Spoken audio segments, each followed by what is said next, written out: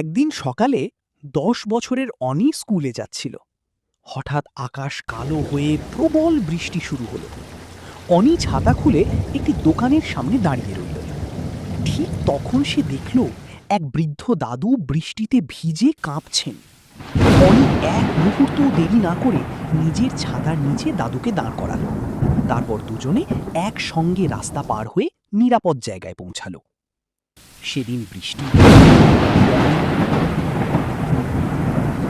তুমি খুব ভালো ছেলে। তোমার এই ছোট্ট সাহায্য আমি কোনো দিন ভুলব না। সেদিন বৃষ্টির দিনটি অনির কাছে আরও সুন্দর হয়ে উঠল। নীতিকথা, ছোট্ট একটি ভালো কাজও কারু জীবনে বড় আনন্দ এনে দিতে পারে। আজকের মজার কার্টুন গল্পটি যদি তোমাদের ভালো লেগে থাকে তাহলে এখনই একটি লাইক করে দাও, বন্ধুদের সঙ্গে শেয়ার করো, আর এমন আরও সুন্দর সুন্দর কার্টুন গল্প দেখতে আমাদের চ্যানেলটি সাবস্ক্রাইব করতে একদম ভুলবে না।